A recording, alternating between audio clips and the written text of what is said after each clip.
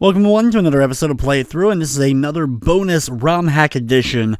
I am playing this time around The Legend of Zelda Curse from the Outskirts, which is a Mario ROM hack, but this is actually one that I played years ago. In fact, back when I was in high school, I found this ROM hack, and it always stayed with me as one of my favorites, just because I love the sprite work that was done from Zelda 2 and converting that into a Mario 1 ROM hack. May not be anything groundbreaking nowadays, but this was definitely one of my favorites. A lot of the ROM hacks that I played way back in the day were pretty much just the same exact game, same level scenario. They would just like change the main character sprite or make it lewd in some kind of way, shape, or form. You're like making the sprite naked or putting curse words all over the place. But making it feel like a little bit like Zelda, just with the sprite work, of course, and all from not only Zelda 1 or Zelda 1-esque, but then having the super version of Link here be from Zelda 2. His jump has him doing the downward thrust with the sword, and all the Mario enemies, of course, turned into Zelda enemies, so you'll have the Octoroks as well as the Goombas have been turned into kind of a version of the gel enemies. But we have, in the end, we end up having flying Octoroks. There's also Tektites and a few other enemies. You'll, of course, recognize them all from, Zelda 1 and more specifically a lot of Zelda 2 stuff.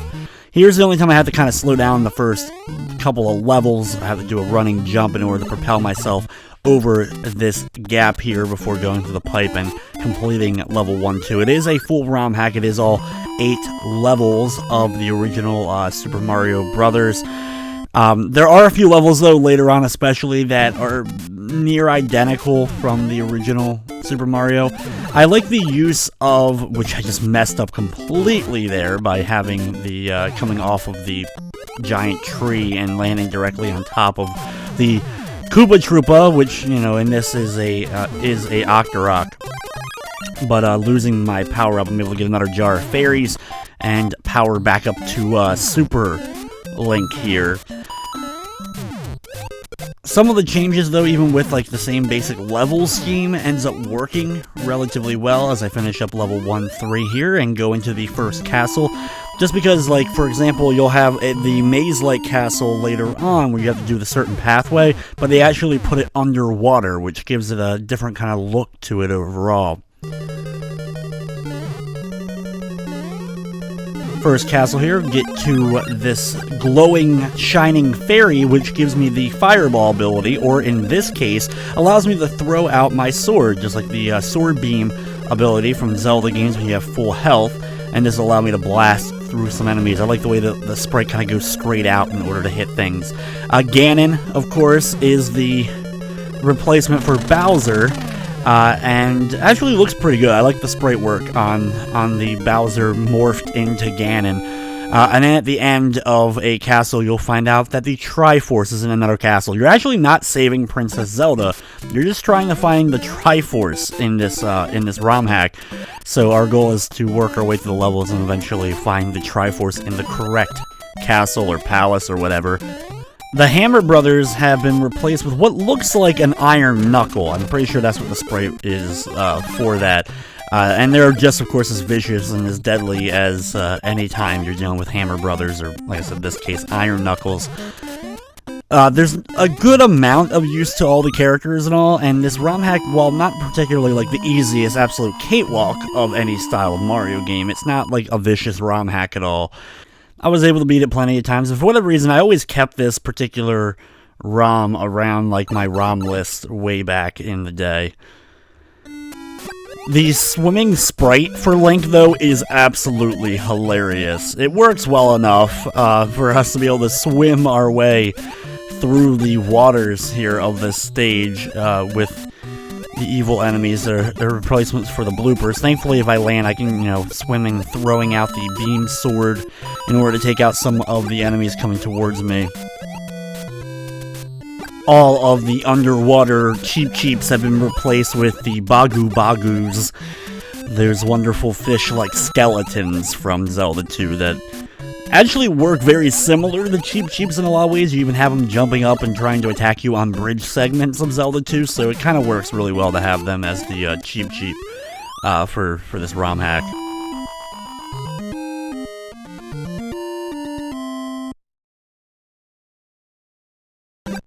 Speaking of bridges and all, we get to experience that for ourselves now in level 2-3. I've mentioned before, I love this style of level, where it's a lot of running.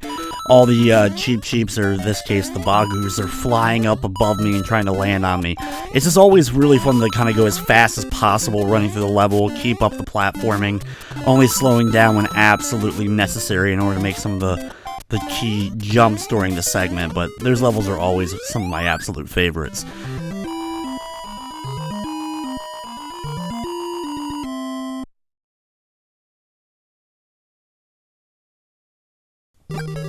Starting off the second castle, it's similar to a design from the actual original, and we have the introduction here, though, of what replaces the Lakitu in this ROM hack. Dispatch of a Moa there before running through a series of beams. Be very careful. I have to climb up to the very top of this pole here so that I can get off of it on the side and be able to land on the platform. If I get off too soon while climbing up, I'll just end up falling into the pit. As I make it to Ganon, do a nice little leap over him, and finish up the second world of this ROM hack.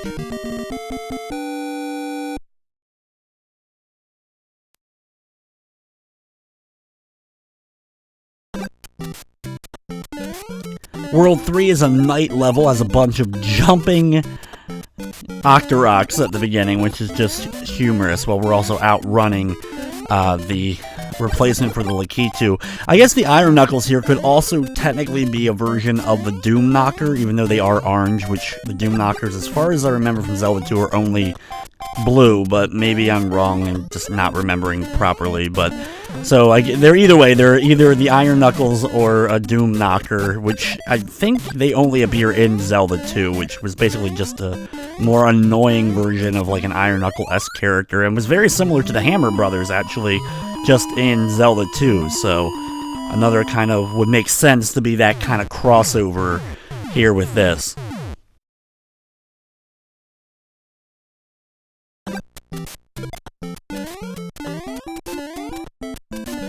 Three 2 starts off with a whole string of Octoroks in a row before jumping over and ducking underneath a large wall of bricks. Throughout the segment, I can actually destroy a lot of the bricks around. They have a kind of a unique look to them overall. There's some nice sprite work here with just all the patterns on all of everything, so it looks pretty cool. Relatively short level, though, overall, but I just like the look of like the ground and everything that's changed up for this ROM hack. Even like a couple of the effects in the background look kind of nice. 3-3 is another one of the treetop styles of levels, dealing with a couple of the Iron Knuckles here as I get past them and continue on. We have those wonderful balancing platforms that Mario always loved to throw at us in these kind of levels, and they're still plenty present here. But it's another relatively short and easy stage, and move on to the third castle of Zelda Curse of the Outskirts.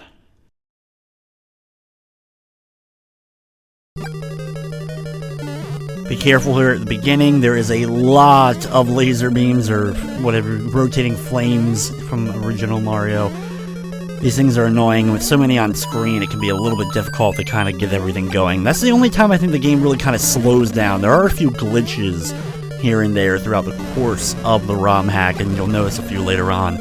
Here I have to kind of wait for one of the flames to go by before I can do a running duck underneath, and then have to avoid Ganon here at the end. Wait for that right opportunity, run underneath, and move on to the fourth world.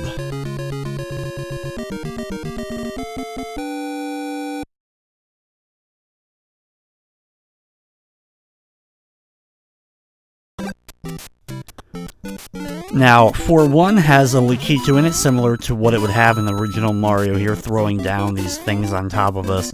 Thankfully, I can keep a nice speed going. 4-1 from original Mario, one of my favorite levels, just because I love being able to run and jump over the piranha plants. You know, changed up, of course, for this ROM hack, but still a very basic level and very similar to how it normally is.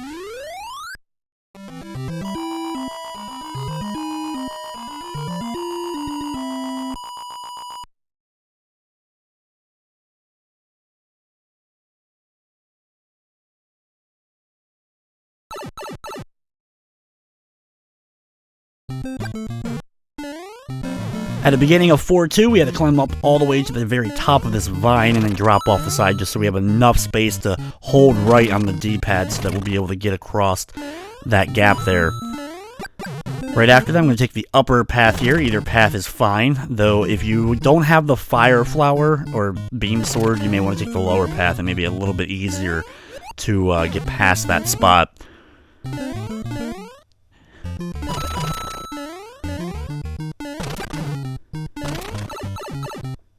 After passing another couple of pipes, run out and move on to 4-3, which actually is cool. The next two levels are both underwater levels, which is kind of a nice little touch to everything. It is kind of weird, though, that the castle kind of starts underwater and then you just go through a giant wall of it like you're entering the void here of water, but still a nice little cool effect, and there's a lot of platforms. They basically converted this treetop style level and then the upcoming castle, which is the maze-like castle, kind of changed them both into underwater themed stages. So it's kind of a nice little touch to it. It makes it at least a little bit interesting, and even has a flagpole at the end for us to hit and move on to the castle. Now, being the maze castle, you still have to do it in a specific order or else it'll end up looping, and it's a little bit finicky to get everything to kind of go the way it is, but I do like the look of everything. Here, we're going to drop on down into this crevice opening, and then on the last opening, come back up and then take the upper path in order to get across. I'm not sure if there's a way to do that differently, but that was the way I was able to do it and get it to work. The next segment's a little bit trickier. I have to try to drop down and go all the way left here, then double back, and now I'm able to go across to the bottom portion here, and that will trigger the next movement. The hardest part is if you're big or Super Link, you have to try to maneuver around this beam of light, but I'm able to get past and move on to the Ganon fight, which is weird because you can just kind of float over Ganon and then hit the thing, and they're not really dropping him into anything because it's underwater, but still, either way, we move on to the 5th world of the game.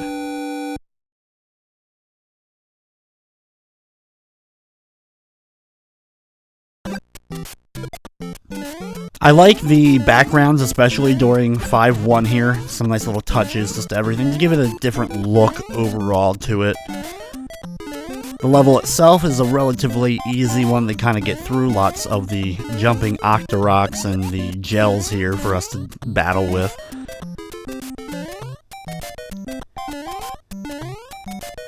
Here you can take the upper or lower path. If you want to take the upper path, you'll get the top of the flagpole, but either way, be able to complete the stage pretty easy.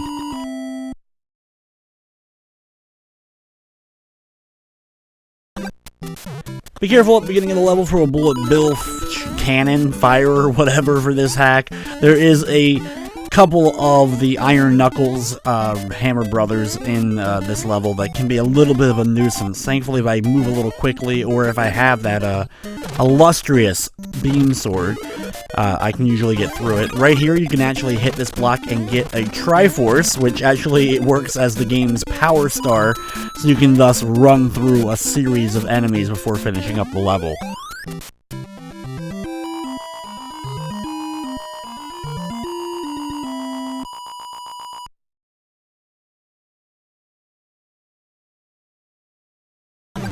Nice little wall set up here before all of a sudden you're going to be bombarded with the bullet bill equivalent in this ROM hack, which is the bubbles.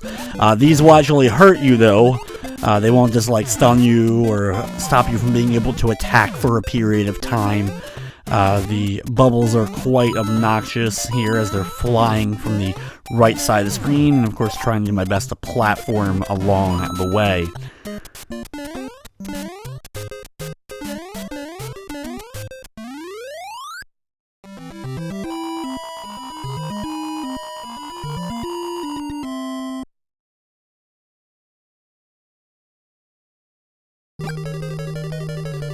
Beginning of the castle, there's a big leap I'm going to do right to the center platform, and the Hammer Brother, Iron Knuckle, falls right into the lava. Very, not a great setup for him. There's also one of these things shooting down the blobs and all that from, like, the Lakitu, but they can get stuck in the walls, or ceiling in this case, so they don't really come down or much of a threat overall, but it does follow you to the end of the level. So either way, I'm able to get past Ganon and move on to the 6th world of this ROM hack.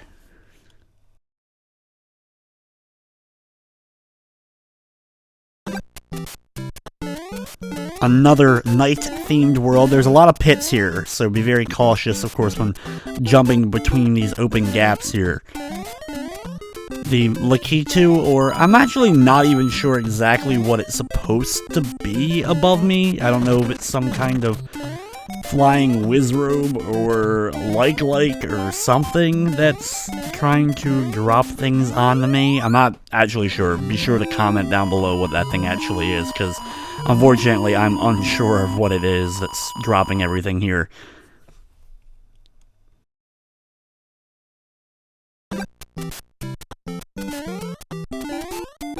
A good amount of pipes near the beginning, the Geldarms of course popping out of them, trying to grab me or whatever from the pipes below. I like the detailing on the pipes, like that nice little effect on it overall. It allows you to kind of see in it, you can see like the Geldarm disappear or whatever, but I think it's a nice little touch and like makes it stand out a bit more, whatever was done to it.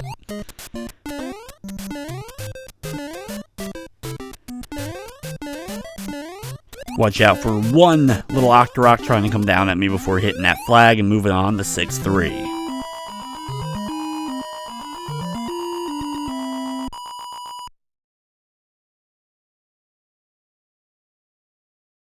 6-3 has that awesome effect from Mario 1 where everything's night, but it's also like the entire level is like white, like covered in snow or whatever it may be. I've always liked that effect from the original Mario, and I thought it's pretty cool to see that done here as well for these levels. It does have the bubbles flying out at us like the bullet bills, so be cautious of them as I platform my way on through.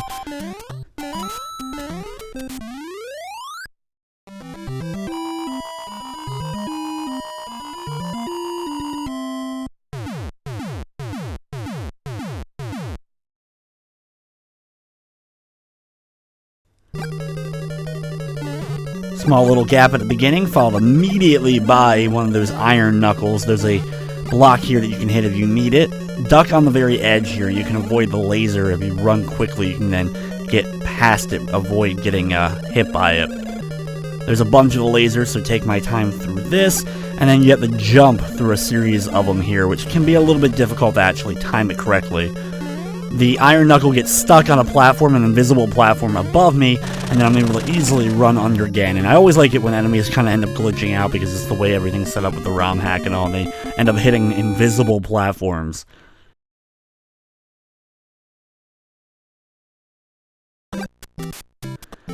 Down to the final two worlds here. This level is filled with a bunch of these bubble cannons. It's just kind of weird to say bubble cannons. There's a bunch of iron knuckles here kind of piled up that are going to try to do their best to end up hitting me.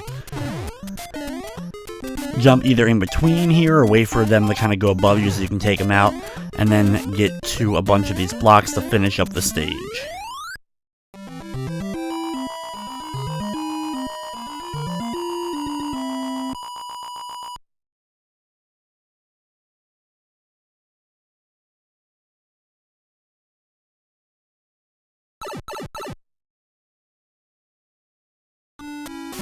Seven 2 is another underwater-themed level. There's a good amount of enemies, and unfortunately, because of like the bounce back with the pits below, I end up accidentally running into one of the hammers being thrown about, so I end up losing all of my ability. This is probably the trickiest spot right there. You have to really wait for an opportunity to kind of swim past and get onto the opposite side to get away from that iron knuckle.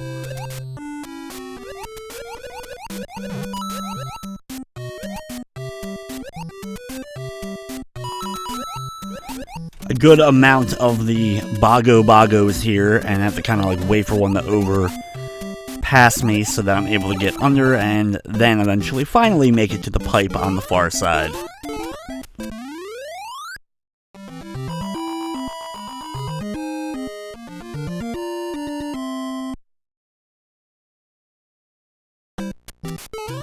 7-3 is another one of the bridge levels with the Bagus flying everywhere. Really fun level overall. I do have to use this spring, which anytime you gotta use a spring in Mario, the original Mario, is always kind of a nail-biting moment, because if you don't do it exactly right, you'll end up falling. Can't go quite as fast during this level as I would like to, just because there is a lot of stuff kind of floating overhead with the flying Octoroks and all, but still a relatively enjoyable stage before hitting the flag and moving on to the 7th palace or castle.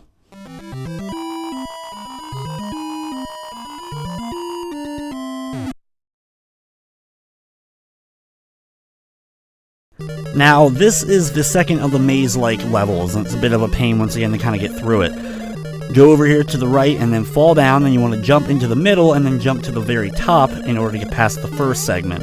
For the second segment, we gotta run along the top, then drop on down, go to the middle, drop, and then run across this platform and then jump up to the very top in order to kind of get through the maze and be able to get to Ganon.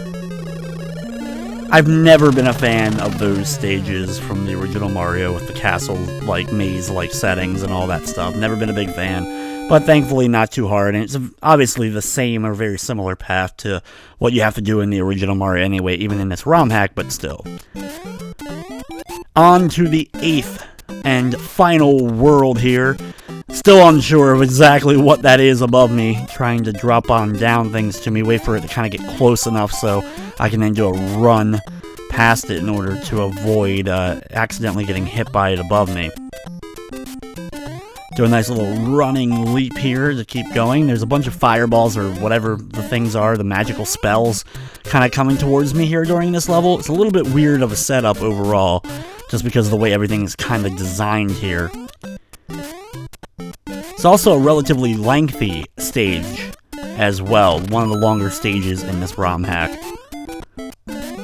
Be very careful at the end with the kind of pit of fire or lava.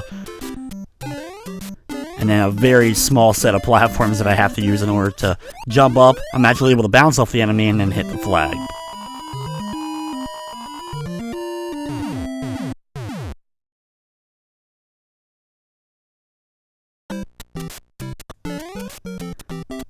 (8-2) start off by working my way up the stairs. Of course, he's waiting for me again.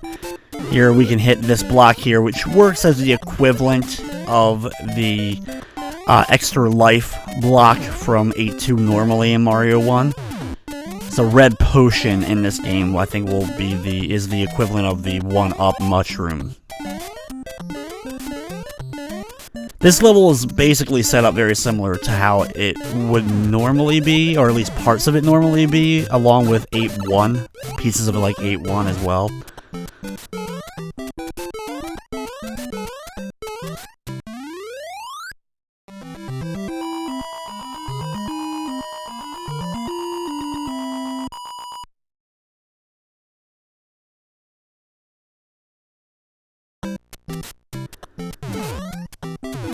Now, the good old fun 8-3, which of course has all the iron knuckles that we'll be able to handle. Sometimes we'll have to wait for them to kind of get up to a platform above us so that we can headbutt them from below in order to kind of take them out. There's a very low moving enemy here of this kind of guy. But thankfully, because he's so low, that allows me to jump on him. There's also a stray Bowser Ganon in the level, which is a little bit odd, but either way, pretty tough stage. Honestly, one of the tougher ones. There's also a really weird glitched out Ganon kind of floating in the castle at the end here. Just one of those quirks of ROM hacking. Now, 8-4 does have some of the maze-like setting that it always features in the original Mario. Have to go down the right pipes or else you'll end up getting sent backwards to earlier parts. It's not going to be this pipe here. We actually have to go a little bit farther before we end up going down the first pipe. Going down there, watch out for the Bagus that are going to be floating above.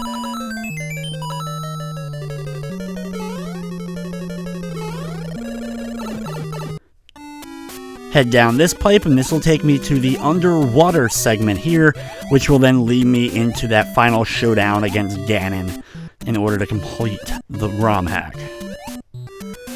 Pretty tough area, like always, because of all the lasers moving around and all that kind of good stuff. Also, one of the iron knuckles is placed on the bridge with Ganon or Bowser, and it's really kind of weird here for the finale. Ganon's actually different colored, and there's actually a second Ganon, which can hurt you. That second Ganon can actually hurt you, and then you hit the block in order to finish him off, and boom! There's the Triforce. Same kind of basic text, thank you. Instead of thank you Mario, it's thank you Link, and your quest is over. So there you guys go. That is The Legend of Zelda Curse of the Outskirts, which was one of the earlier ROM hacks that I kind of remember from way back in the day, and it was nice to kind of revisit it for the last week or so while I was working on doing this video. But that will wrap up this episode of Play It Through. Hey everyone, thanks for watching. If you enjoyed the video, consider giving it a thumbs up or commenting down below. Check out the ROM hack I did last week for Super Luigi for Forgotten Adventure, another fun little Mario hack, as well as I just did a countdown, counting down the best underwater level themes or songs from the NES. Underwater levels are always some of my favorites. A lot of people sometimes absolutely hate them, but I usually like water-based levels, and I counted down my favorite songs from those styles of stages this week. I also want to thank all the members of my Patreon. Without your guys' continued support, I wouldn't be able to keep doing what I'm doing. So thank you guys all so much. If you're interested in helping out, click the little Patreon button at the bottom. But anyway, guys, thank you so much for watching, and of course, I hope you enjoy.